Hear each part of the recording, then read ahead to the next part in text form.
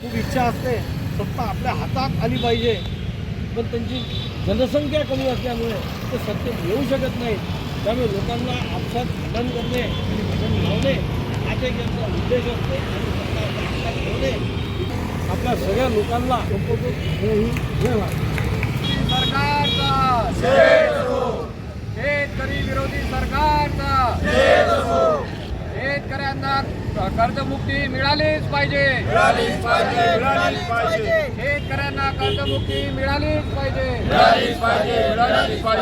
पीक विम्याचा 75% राहिलेला हप्ता शेतकऱ्यांना मिळालाच पाहिजे.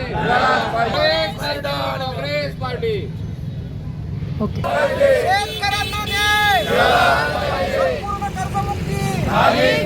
संपूर्ण कर्जमुक्ती, शेतकरी विरोधी सरकारचा शेतकरी चलेगी नहीं चलेगी, तानाशाही नहीं चलेगी, शेतकरी विरोधी सरकारचा शेतकऱ्यांना फसवणाऱ्या भाजपा सरकारचा या भाजपा सरकारनं निवडणुकीच्या वेळी शेतकऱ्यांना जी आश्वासनं दिली होती त्यामध्ये प्रामुख्यानं शेतकऱ्यांच्या कर्जमुक्तीचं आश्वासन होतं, शेतमालाला भावाचं आश्वासन होतं. यातलं कुठलंही आश्वासन या भाजपा सरकारनं अद्यापपर्यंत पूर्ण केलेलं नाही. सातत्यानं शेतकऱ्यांची फसवणूक करण्याचं काम केलेलं आहे. महाराष्ट्र प्रदेश काँग्रेस कमिटीचे अध्यक्ष सन्माननीय हर्षवर्धन दादा सपकाळ यांच्या सूचनेनुसार महाराष्ट्रातल्या सर्व जिल्ह्यांमध्ये एकाच वेळी एकाच दिवशी हे आंदोलन आम्ही या ठिकाणी करतो आहोत.